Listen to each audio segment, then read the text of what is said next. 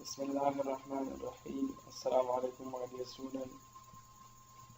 Welcome to lecture number 85 of grade 9 physics.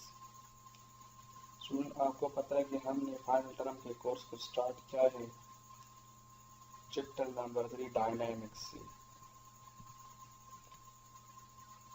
इससे पहले अगर आपको लेक्चर नंबर 84 याद है तो लेक्चर नंबर 84 में हमने जो Newton third law of motion action and reaction के मुतालिक बात किया था कि हमारे साथ यूनिवर्स में किसी भी ऑब्जेक्ट एक दूसरे पे जो अप्लाइड फोर्स लगाता है तो वो दूसरा ऑब्जेक्ट भी एज ए रिएक्शन उसी पहले वाले ऑब्जेक्ट पे फोर्स लगाते हैं, और इस फॉर्म ऑफ लॉ को Newton third law of motion हम कहते हैं। इसको also law of action and reaction भी कहते हैं। आज हम बात करेंगे वेट की। तो वेट हमारे साथ क्या है? वेट हमारे साथ किसी ऑब्जेक्ट पर ग्रेविटेशनल फोर्स है जो उसे ज़मीन की तरफ खींचते हैं, तो उसको हम वेट कंसिडर करते हैं। तो हमारे साथ एक ऑब्जेक्ट जब हम इसको छोड़ते हैं तो वो नीचे ज़मीन की तरफ जाते हैं, तो ये ग्रेविटी इस ऑब्जेक्ट पे फोर्स लगाते हैं। इस ऑब्जेक्ट का हमारे साथ कुछ ना कुछ मास होता है।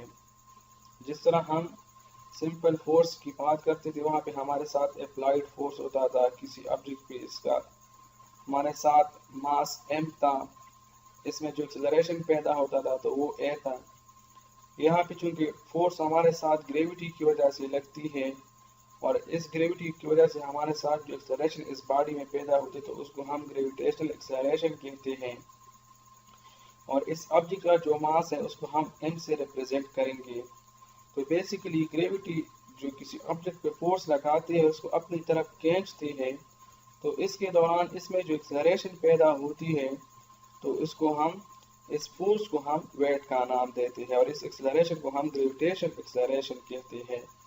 तो वेट भी हमारे साथ फोर्स की तरह है, इसका डायरेक्शन भी है, इसका यूनिट वही सेम हम न्यूटन इस्तेमाल करेंगे, लेकिन सिंपल हम एक यहाँ पे इस तरह करेंगे कि वहाँ हमारे साथ F is equal to ma था, यहाँ पे हम W F की जगह रिप्रेजेंट करेंगे weight is equal to m mass अपनी जगह पर, और a की जगह हम स्मॉल g ग्रेविटेशन एक्सेलरेशन को रिप्लेस करेंगे। तो ये फॉर्म हमारे साथ वेट बन जाएगी।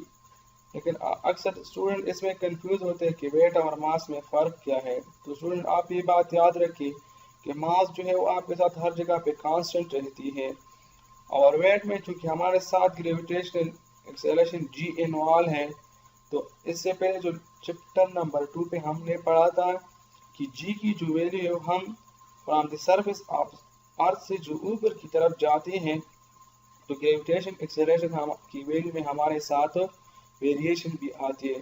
तो इस तरह जब g में वेरिएशन आती है स्मॉल g ग्रेविटेशन एक्सेलरेशन में, तो इससे हमारे साथ वेट में भी वेरिएशन आती है। तो मीन कि वेट हमारे साथ किसी ऑब्जेक्ट का कांस्टेंट नहीं होता, और मास जो है वो आपके साथ हर जगह पे कांस्टेंट होता है। तो ये रहा मास और वेट के दरमियान फर्क। दूसरी फर्क है कि मास आपके साथ एक स्केलर क्वांटिटी है और वेट जो है वो एक वेक्टर क्वांटिटी है। तीसरी फर्क यह है कि वेट का यूनिट आपके साथ न्यूटन है और मास का यूनिट आपके साथ किलोग्राम है। अच्छा, वेट क्या है कि you know that from unit 2 kinematics chapter number 2 से हम जानते हैं कि that when an object is drop, जब हम किसी ऑब्जेक्ट को गिराते हैं it accelerate towards the centre of earth, तो ये सेंटर ऑफ अर्थ की तरफ एक्सेलरेट हो जाता है। Newton second law state that, Newton second law ये बताता है the net force on an object is responsible for its acceleration, किसी ऑब्जेक्ट पे जो नेट फोर्स होता है वो इसी ऑब्जेक्ट में एक्सेलरेशन पैदा करने के लिए रिस्पांसिबल होता है। मीन कि जो भी फोर्स अप्लाई करते हैं, किसी भी ऑब्जेक्ट पे फोर्स अप्लाई हो जाता है तो वो इसी ऑब्जेक्ट में एक्सेलरेशन भी पैदा करेगा।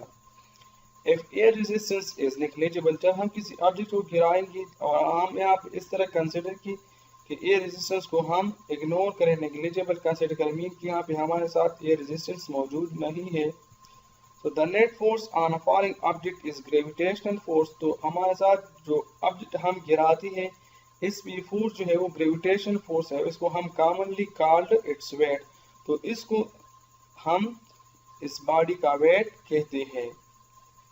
Since weight is a force as have the same unit as force newton, weight भी हमारे साथ फोर्स की तरह है और इसका यूनिट भी हमारे साथ फोर्स की तरह न्यूटन है। Weight can be denoted as a vector W because it has a direction. मैंने इससे पहले आपको बताया था कि वेक्टर हमारे साथ एक वेक्टर क्वांटिटी है, वेट एक वेक्टर क्वांटिटी है और इसको हम W से रिप्रेजेंट करते हैं। वेक्टर W से मीन के W के ऊपर हम एरो करते हैं। Because it has a direction, क्योंकि इसका हमारे साथ एक डायरेक्शन होता है towards the centre of earth.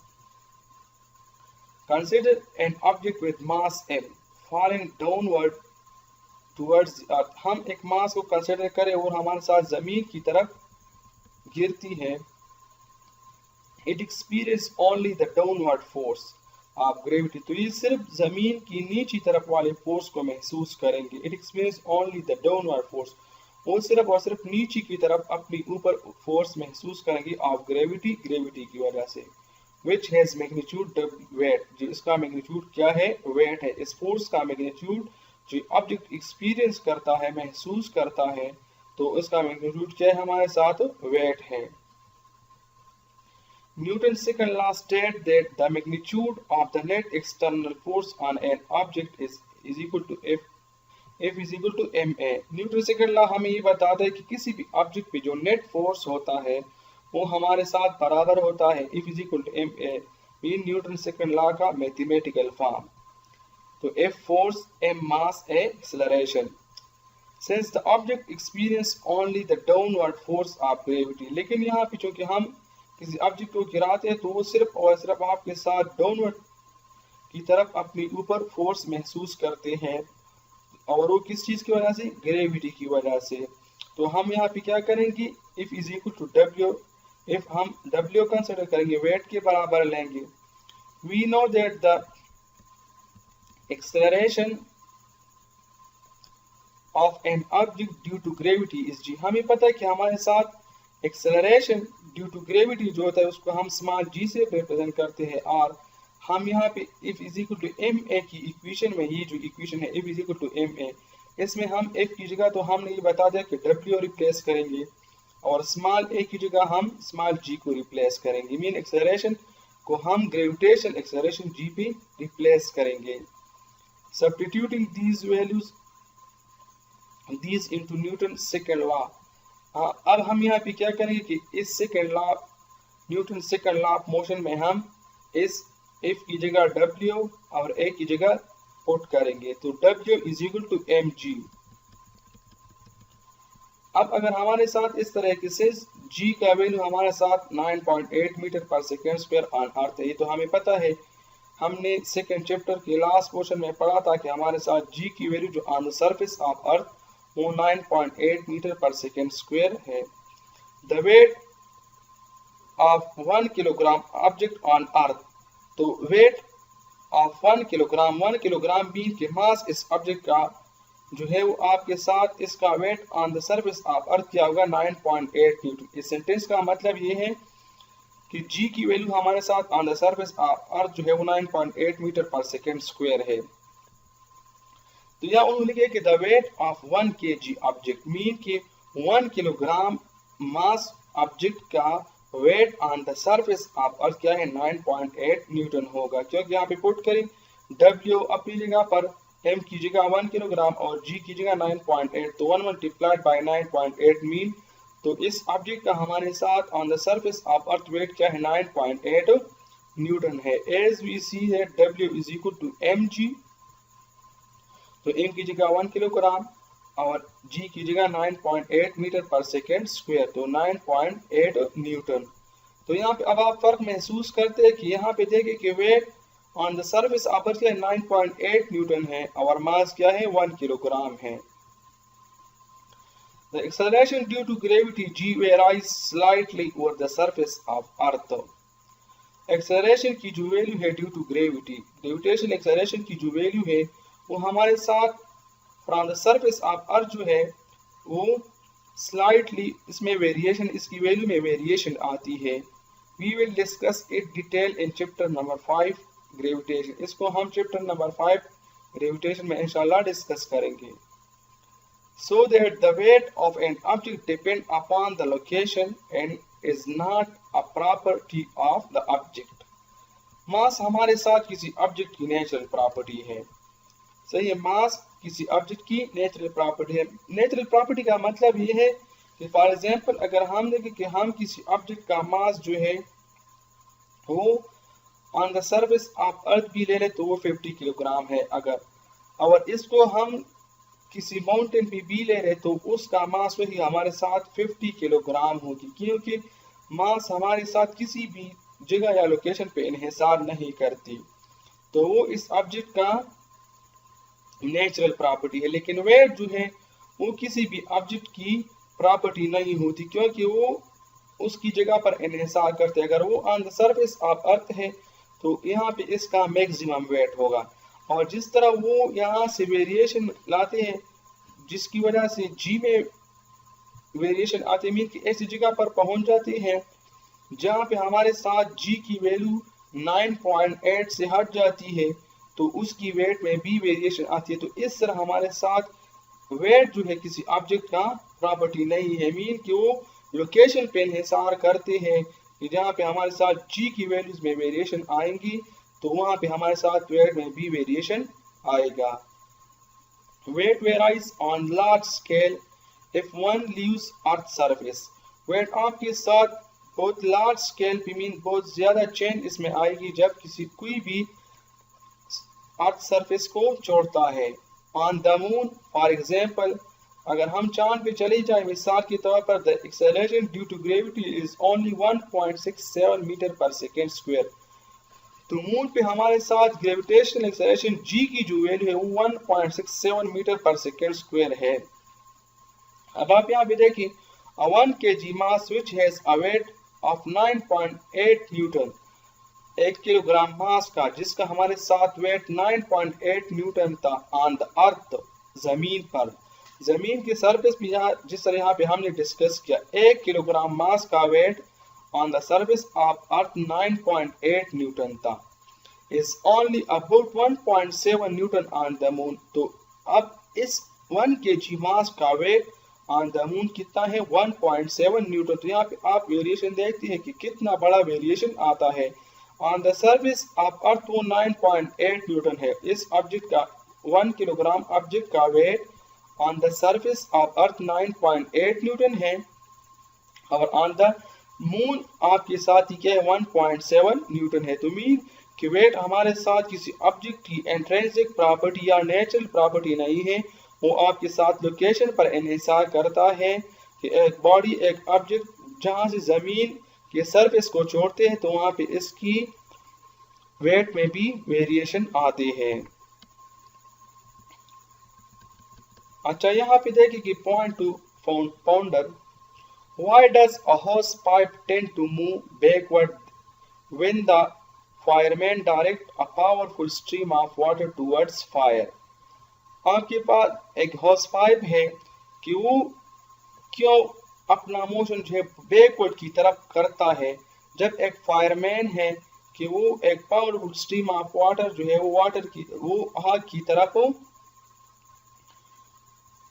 उसका जो डायरेक्शन है उस वाटर का वो आग की तरफ होता है। तो मीन यहाँ पे देखिए कि ये मोटर जो है ना, इलेक्ट्रिक मोटर जो है वो इस वाटर पे फोर्स लगाते हैं और इसको इस पाइप में बाहर की तरफ मूव करते हैं। तो ये इलेक्ट्रिक मोटर का as a action force on water है, और ये वाटर जो है एज ए रिएक्शन इस पाइप के ऊपर फोर्स लगाता है, तो इसी वजह से ये पाइप जो है वो पीछे की तरफ जाते हैं। तो यहाँ पे भी हमारे साथ Newton third law of action and reaction की बात है। अच्छा, यहाँ पे देखिए कि कॉमन मिसकंसेप्शन मास और वेट के लिहाज से बात करते हैं कि हम इन दोनों चीजों के एक ही सेंस में लेते हैं, लेकिन ये दोनों चीजें हमारे साथ मुख्तलिफ है। Mass versus weight, in our daily life we use the term mass and weight in almost the same meaning। आमतौर पे हम डेली लाइफ में मास और वेट को एक ही मीनिंग में लेते हैं। For example, when we ask a shopkeeper to give 5 kg of rice, for example हम किसी दुकानदार से पूछे कि हमें 5 किलो राइस दे दे, सही है। It is usually considered as the weight of rice, तो इसको हम आमतौर पे वेट ऑफ राइस को कंसिडर करते हैं। But in fact 5 kg is the mass of rice, लेकिन 5 kg जो है उस चावल का क्या होता है, मास होता है। From scientific point of view, weight and mass are two different quantities. Scientific mean के साइंस के लिहाज से हमारे साथ मास और वेट जो है वो दो मुख्तलिफ क्वांटिटीज है। The mass on A object will remain the same, किसी भी ऑब्जेक्ट का मास जो है वो आपके साथ हर जगह पे सेम होता है, रिगार्डलेस ऑफ इट्स लोकेशन, वो किसी भी जगह या लोकेशन पे इन्हिसार नहीं करते।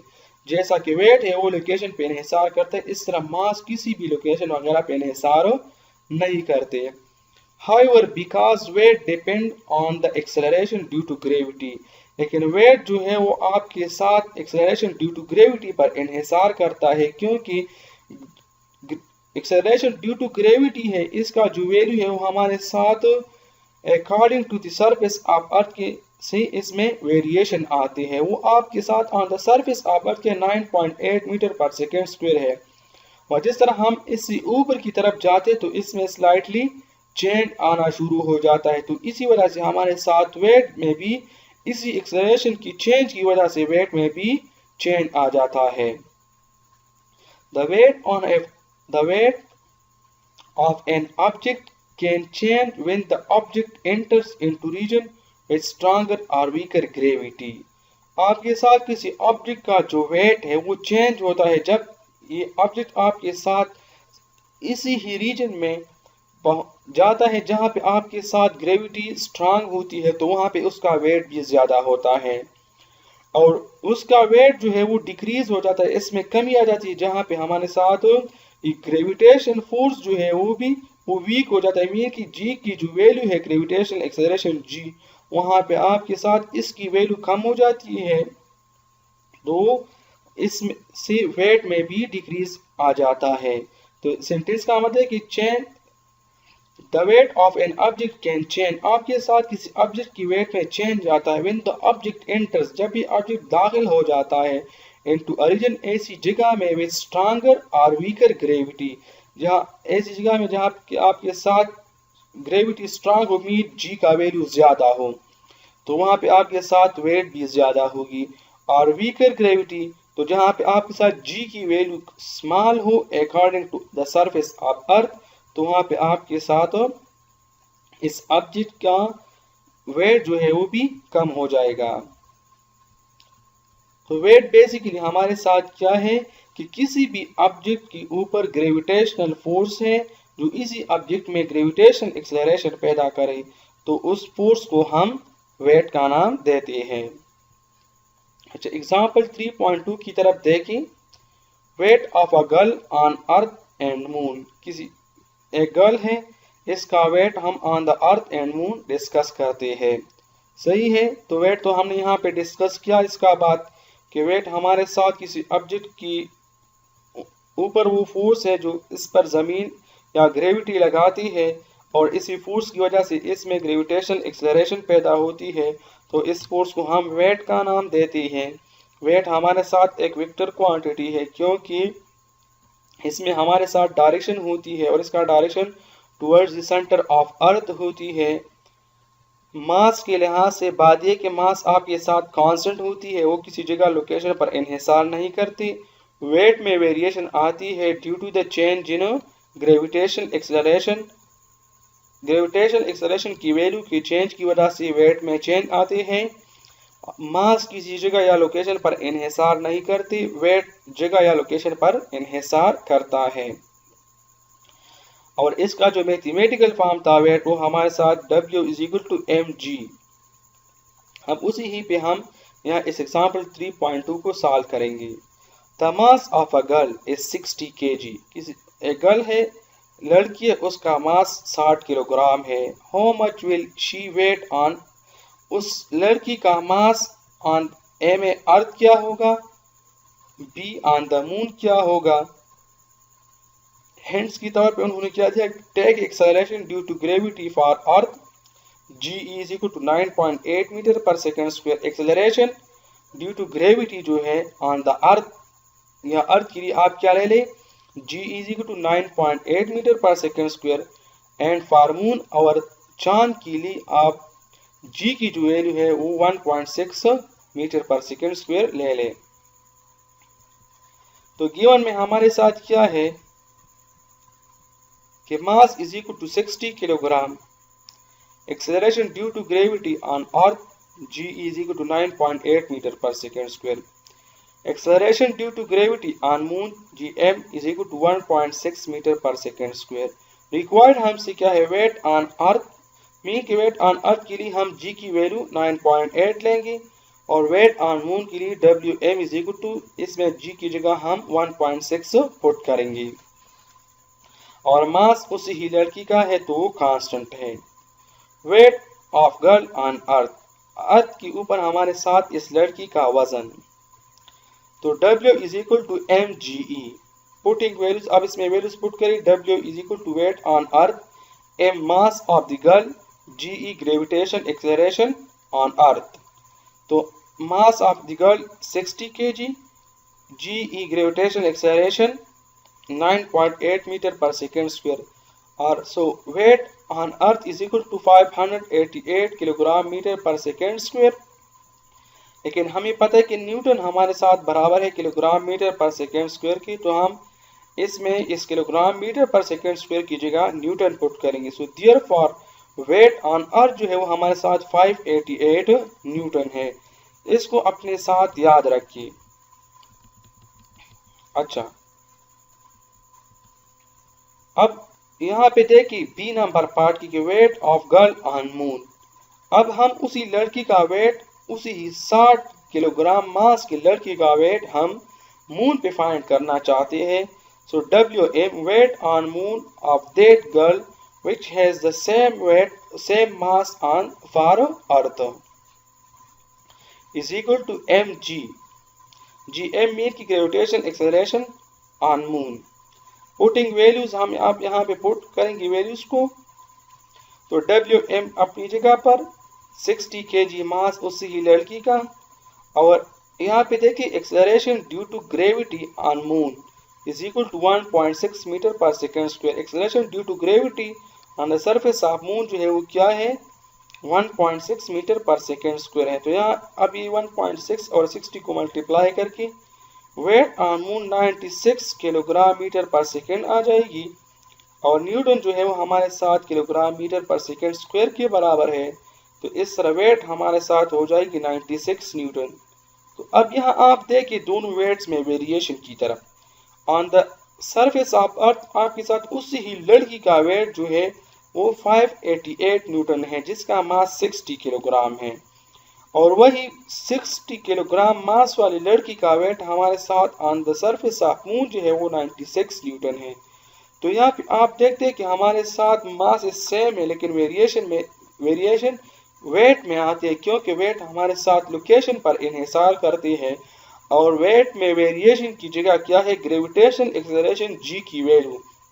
तो वेट में वेरिएशन के रिस्पॉन्सिबल क्या है, ग्रेविटेशन एक्सेलरेशन g की वैल्यू। जहाँ पे आपके साथ g की वैल्यू में वेरिएशन आएगी वहाँ पे आपके साथ वेट में भी वेरिएशन आएगी। लेकिन ये बात याद रखें कि मास एक कांस्टेंट क्वांटिटी है, वो किसी जगह या लोकेशन पर इन्हिसार नहीं करते। तो इससे हम ये भी यहाँ पे देखिए, यहाँ से हम कैलकुलेट करते हैं, ये बात हम कंक्लूड करते हैं कि हमारे साथ वेट जो है कि इस तरह क्वांटिटी है कि वो लोकेशन के साथ इसकी अमाउंट में वेरिएशन आती है, मीन कि वेट हमारे साथ किसी ऑब्जेक्ट की प्रॉपर्टी नहीं है।